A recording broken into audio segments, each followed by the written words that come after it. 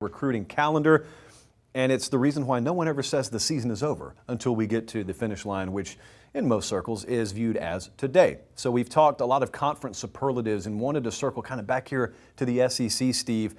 Texas A&M is a class we've talked a lot about. Harold Perkins, we will have him in about 30 minutes, and we'll get his verbal commitment. Texas A&M has been a player there, obviously, but that's still up in the air, so we will hear from him.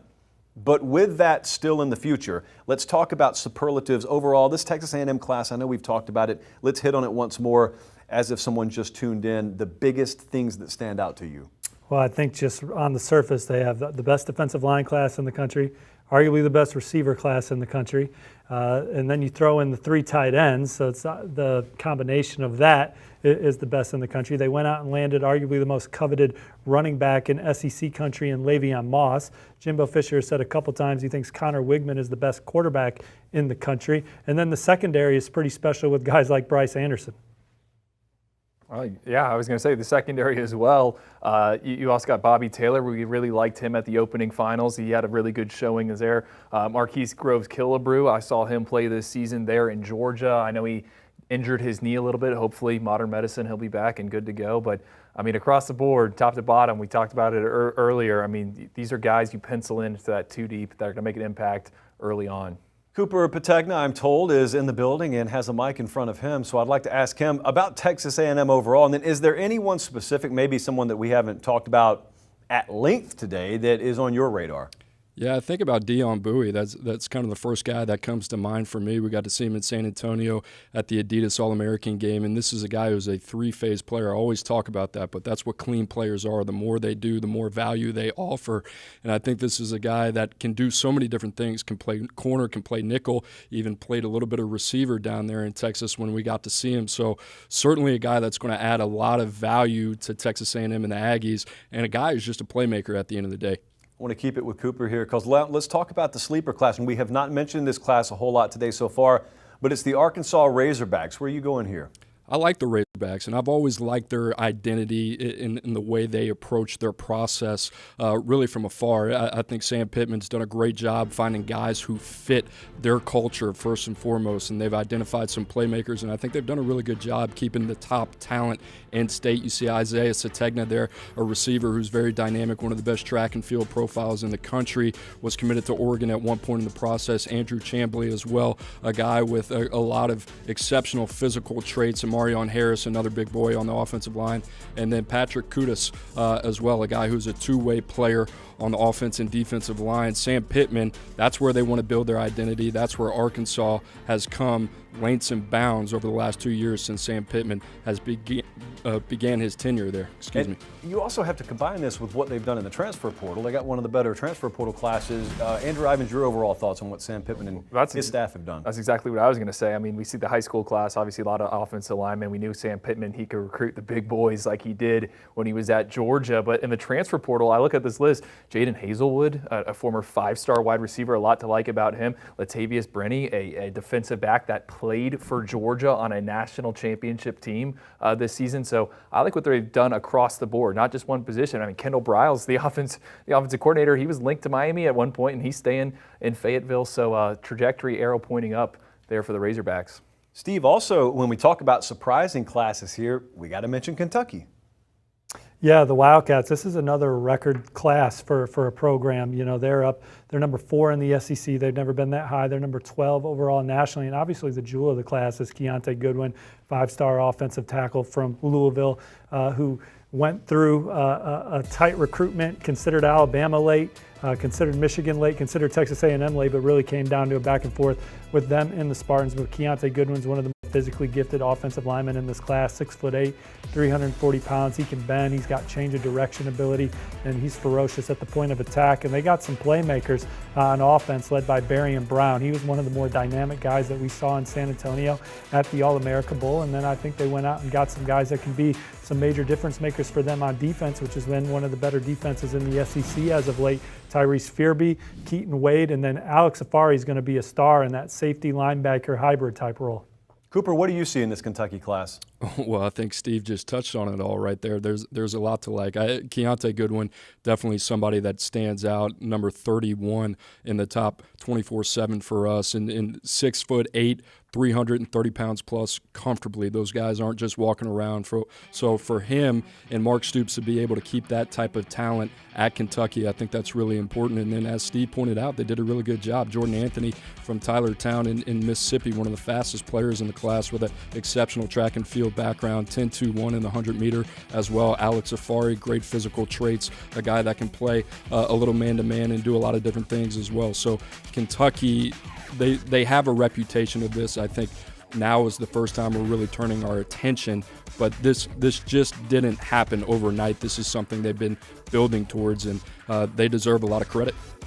When you talk SEC players and instant impact guys, you don't have to go too far down the list before you start talking about Missouri and a big-time wide receiver they're bringing in. Cooper, for more on that. Yeah, we love Luther Burden, and truly one of the more guys that projects to an instant impact role at the next level because of the fit too. He's an exceptional playmaker, but a really good fit at Missouri. A guy that Eli Drinkwitz and Bush Hamden are going to be really excited about to get their hands on at the next level. Can play inside out. Is a really good playmaker. Dynamic after the catch. Had over 800 yards in punt return yardage as well. Had a really good game against St. John Bosco on a national level against one of the better programs in California. So a lot to like about Luther Burden. That's going to be a guy that they're going to plan to get the ball early to. It's a guy we hadn't talked about yet today. Quick thoughts on Luther Burden. I'll admit this, when we showed up to the Under Armour All-America game, the first practice was at night. Kind of hard to identify who's who. I'm looking at a roster trying to figure it out.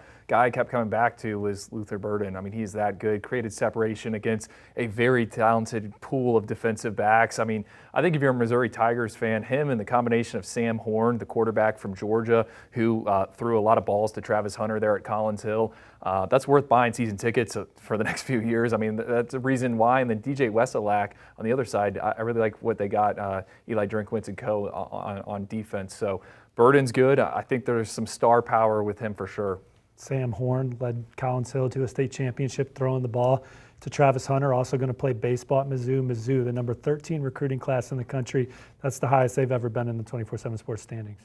Let's take a look at the overall SEC team rankings for just a second, because there are programs we've talked a lot about today in those top three. We just hit on Kentucky and Missouri, hit on Tennessee last hour. LSU we've sprinkled throughout the show, and we've even talked Florida and Ole Miss, but there at number 8 is Auburn. And I'm going to be real with you. The reason why I personally have avoided talking about them as of late is because I don't really know what to make of what's happening there. And so now it's signing day. It's not that they have a terrible class by any stretch of the imagination. It's top 10 in the SEC, which is normally good for top 20, top 25 in the country. And sure enough, there they are, number 18. But yet there feels like there's so much unknown around the program. Cooper Pategna, I'll bring you back in. I mean, from your perspective, and we're just breaking down recruiting here on signing day, but how much does that impact your world?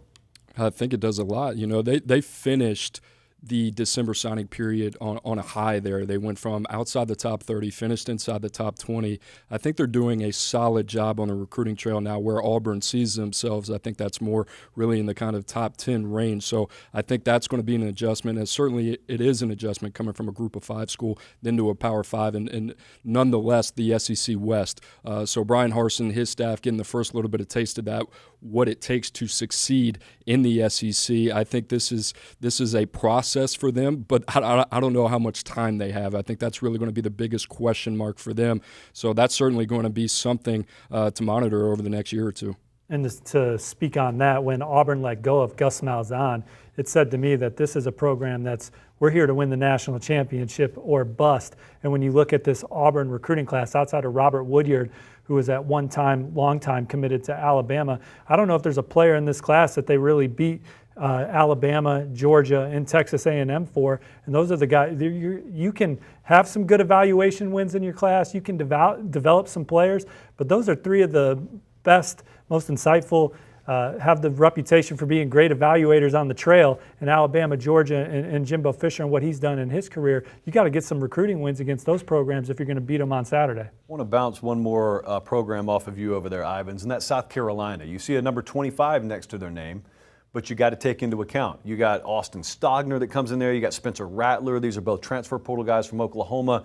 How do you perceive what they've done this cycle? Well, Shane Beamer, we saw it his first year on the field. I think a lot of us were kind of scratching our heads when he was introduced as the head coach for the Gamecocks. You know, he gets co-coach of the year honors from the FWAA. You know, there's a lot of guys I like in this class. You mentioned Spencer Rattler. I've talked up tight ends all day. Austin Stogner, you got him in there. And then just looking at some of the high school kids, Brian Thomas Jr., his dad played in the NFL. I always love the NFL pedigree. I think he's an edge rusher that's eventually going to be able to do something. And I've heard good things about Kawan Banks, a cornerback from the Tallahassee area. He's already on campus there. So might be number 11 in the SEC, but that's a group you can win games with on Saturdays. Good stuff there. Bouncing around the SEC, a reminder, we have Harold Perkins' commitment coming up within the next 20 or so minutes. Got plenty more to come. Stay with us. It is National Signing Day 2022. Do you want a sports network that delivers everything that matters about the game? The highlights, the picks, the instant analysis, no yelling, no fake debates, no politics. Hit the subscribe button and never miss a moment.